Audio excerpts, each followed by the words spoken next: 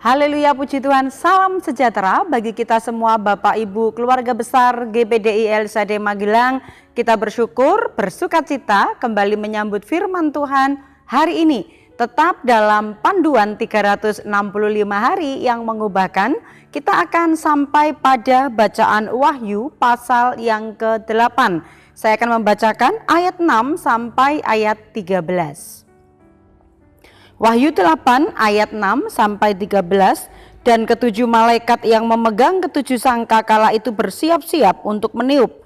Lalu malaikat yang pertama meniup sangkakalanya, dan terjadilah hujan es dan api bercampur darah, dan semuanya itu dilemparkan ke bumi. Maka terbakarlah sepertiga dari bumi dan sepertiga dari pohon-pohon, dan hanguslah seluruh rumput-rumputan hijau. Lalu malaikat yang kedua meniup sangkakalanya, dan ada sesuatu seperti gunung besar yang menyala-nyala oleh api dilemparkan ke dalam laut, dan sepertiga dari laut itu menjadi darah. Dan matilah sepertiga dari segala makhluk yang bernyawa di dalam laut, dan binasalah sepertiga dari semua kapal. Lalu malaikat yang ketiga meniup sangkakalanya, dan jatuhlah dari langit sebuah bintang besar menyala-nyala seperti obor, dan ia menimpa sepertiga dari sungai-sungai dan mata-mata air. Nama bintang itu ialah Absintus. Dan sepertiga dari semua air menjadi absintus, dan banyak orang mati karena air itu, sebab sudah menjadi pahit. Lalu malaikat yang keempat meniup sangkakalanya, dan terpukullah sepertiga dari matahari, dan sepertiga dari bulan, dan sepertiga dari bintang-bintang, sehingga sepertiga daripadanya menjadi gelap, dan sepertiga dari siang hari tidak terang, dan demikian juga malam hari.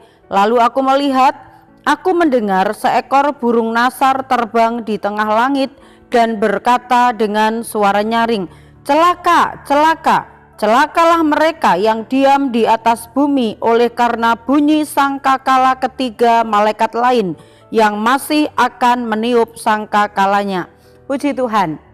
Dalam pembacaan ini kita akan belajar, dan saya akan memberikan tema yaitu sangkakala. Observasi bagaimanakah penglihatan Yohanes mengenai sangkakala yang ditiup oleh para malaikat. Ini adalah sangkakala sebagai tanda murka Allah yang akan terjadi di akhir zaman.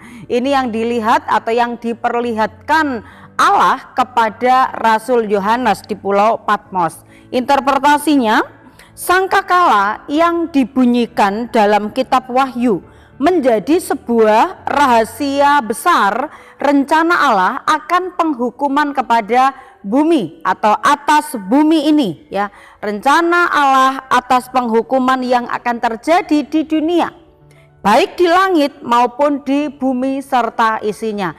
Betapa mengerikan kalau kita membaca dalam bagian-bagian bacaan tadi Bapak Ibu, bahwa kehancuran dunia ini sungguh benar akan terjadi seperti yang Tuhan perlihatkan kepada Rasul Yohanes ini.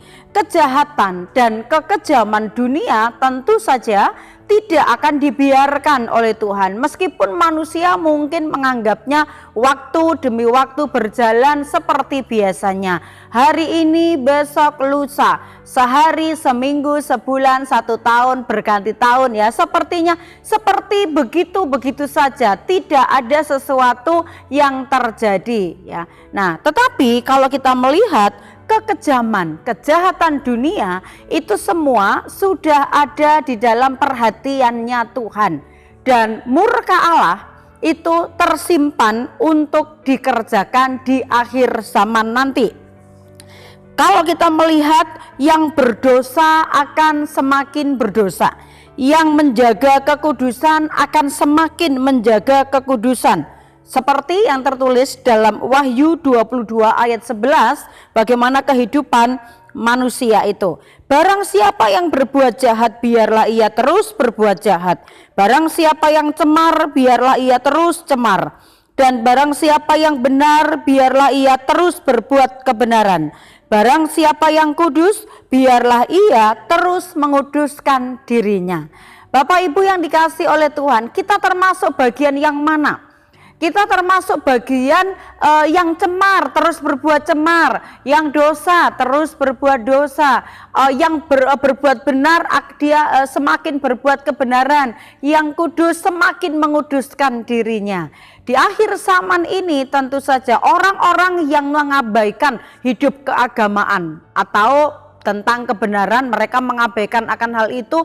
Mereka memiliki pemikiran bahwa kalau hidup ini berlalu sudah selesai, ya selesai, habis perkara. Tetapi kita yang tahu firman Tuhan, Bapak Ibu, bahwa kehidupan kita ini semuanya dipertanggungjawabkan di hadapan Tuhan. Itu sebabnya bahwa sangkakala yang diperlihatkan Allah kepada Rasul Yohanes, di mana sangkakala ketika ditiup malaikat pertama, ditiup malaikat kedua, ditiup malaikat ketiga, ya, ada bencana-bencana yang menjadi rahasia Allah itu disingkapkan kepada Rasul Yohanes. Dan kita yang patut bersyukur Bapak Ibu, karena ini pun dibukakan kepada kita sekalipun belum semuanya terjadi. Tetapi nubuatan, penglihatan yang disampaikan Tuhan melalui firman Tuhan yang tertulis di dalam Alkitab, kalau kita melihat di hari-hari ini, sedikit demi sedikit bergeraknya waktu, berjalannya waktu, terus semakin digenapi, terjadi apa yang tertuliskan di dalam Alkitab. Kejahatan yang semakin memuncak, ini juga pada akhir zaman mereka akan mengalami penghukumannya, dunia akan mengalami kehancurannya. Di dalam tiupan-tiupan sangkakala tadi dikatakan bahwa setiap kali satu sangkakala ditiup, maka sepertiga dari bumi, sepertiga dari langit, sepertiga dari semua makhluk di bumi sirna, hancur, mengalami kebinasaan. Ini membuktikan bahwa kuasa Tuhan itu benar-benar akan dinyatakan. Di hari-hari ini peristiwa-peristiwa alam adalah merupakan sangkakala yang berbunyi. Sangkakala yang diperdengarkan, yang memberikan peringatan kepada semua makhluk hidup, semua manusia yang masih hidup sampai saat ini. Berapa banyak peristiwa-peristiwa alam, ya, gempa bumi, tsunami, atau gunung meletus dan lain sebagainya. Ini bukan hanya sekedar itu peristiwa alam, tetapi kalau kita belajar tentang kebenaran firman Tuhan, ini juga adalah merupakan semakin mendekatnya penggenapan firman Tuhan yang Tuhan terus genapi. Sangkakala Allah diperdengarkan untuk memperingatkan bagi setiap manusia yang hidup. Bentuk sangkakala yang Tuhan perdengarkan bagi manusia yang hidup di akhir zaman ini, untuk saat-saat ini yang kita bisa ambil sebuah pelajaran. Yang pertama adalah firman Tuhan.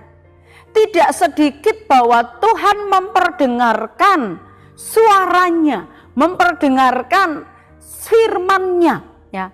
Sebagai lambang sangkakala adalah bagaimana firman itu banyak sekali. Selain gereja-gereja yang memperbanyak kegiatan-kegiatan rohani supaya jemaat Tuhan semakin mendekatkan diri kepada Tuhan, baik itu merupakan doa puasa, baik itu kegiatan-kegiatan komisi, ada kegiatan-kegiatan yang doa-doa yang semakin ditambahkan, juga firman Tuhan semakin banyak diperdengarkan. Bahkan belum lagi dengan firman Tuhan yang diberitakan melalui media-media sosial yang ada. Semakin melimpah firman Tuhan itu, semakin banyak diperdengarkan, supaya setiap telinga yang mendengar firman Tuhan ini adalah mereka ingat dan sadar.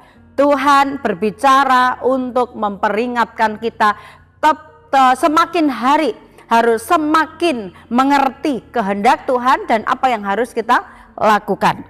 Kemudian bentuk sangkakala yang Tuhan perdengarkan, kalau firman Tuhan secara rohani, firman Tuhan disampaikan, maka juga melalui peristiwa-peristiwa alam. Seperti yang kita tadi dapat perhatikan dalam pembacaan bahwa peristiwa alam, sangkakala ditiup maka peristiwa alam terjadi. Ada kematian, ada kesulitan, ada kesukaran yang terjadi. Ya, peristiwa alam yang terjadi itu menjadi peringatan bagi kita yang hidup, menandakan bahwa alam ini semakin lama akan semakin hancur. Bagaimanakah kita, posisi kita? Harus seperti apakah hidup kita ini? Nah, itu sebabnya janji daripada firman Tuhan, sekalipun dunia ini akan hancur, tetapi kita orang-orang yang percaya akan mengalami perlindungan Tuhan, akan mengalami kesendirian kita disendirikan oleh Tuhan karena kita diselamatkan oleh Tuhan. Tujuannya adalah supaya ya kalau Tuhan memperdengarkan firman-Nya, Tuhan memperdengarkan dengan peristiwa-peristiwa alam tadi, tujuannya supaya manusia itu tidak hidup sembarangan. Supaya manusia itu mempertanggungjawabkan hidupnya di hadapan Tuhan. Ya, 2 Petrus 3 ayat yang ke-11. Jadi jika segala sesuatu ini akan hancur secara demikian, betapa suci dan salehnya kamu harus hidup. Kesalehan, kesucian itu yang akan membuat kita mampu bertahan melalui kejahatan dunia, melalui peristiwa-peristiwa yang menakutkan. Tetapi kalau kita semakin menjaga kesucian, kekudusan, dekat dengan Tuhan, maka kekuatan Roh Allah ada bersama dengan kita dan kita tidak akan goyah oleh karenanya. Aplikasinya, teruslah berusaha peka dengan suara Tuhan melalui firman yang diperdengarkan kepada kita. Berusahalah semakin hidup suci di hadapan Tuhan dalam kita menghadapi hari-hari yang semakin jahat ini. Itu sebabnya Bapak Ibu, biarlah kehidupan kita senantiasa berkenan di hadapan Tuhan. Cara pandang kita belajar seperti cara pandangnya Allah, bahwa hidup kita dipercayakan sebagai kesempatan untuk memuliakan nama Tuhan. Haleluya, puji Tuhan. Tuhan memberkati kita sekalian. Kiranya hidup kita juga semakin hari semakin disucikan, dikuduskan oleh firman Tuhan, dan Roh Kudus terus menyertai kita. Terima kasih buat kesetiaan Bapak Ibu mendengarkan Renungan 79, dan apabila Bapak Ibu diberkati ingin menyampaikan kesaksian atau pokok-pokok doa tertentu, Bapak Ibu dapat menyalurkannya melalui chat WhatsApp 0813 274 20088. Mari kita bertumbuh bersama-sama, semakin mendekat kepada Tuhan, bertumbuh semakin serupa dengan Dia. Mari kita berdoa terima firman Tuhan ini. Terima kasih Tuhan, kami bersyukur buat peringatan firman-Mu untuk kami terus mendengar firman Tuhan, memiliki kepekaan tetap kepada setiap hal yang terjadi di sekeliling kami, di sekitar kami, sebagai bentuk suara Tuhan yang juga terus mengingatkan kami supaya kami waspada dan berhati-hati dalam menjalani kehidupan ini, agar kami menjalani kehidupan dengan takut dan gentar di hadapan Tuhan. Pimpin kami umat-umat-Mu, keluarga besar GPDI LCD Magelang, untuk kami hidup takut akan Tuhan.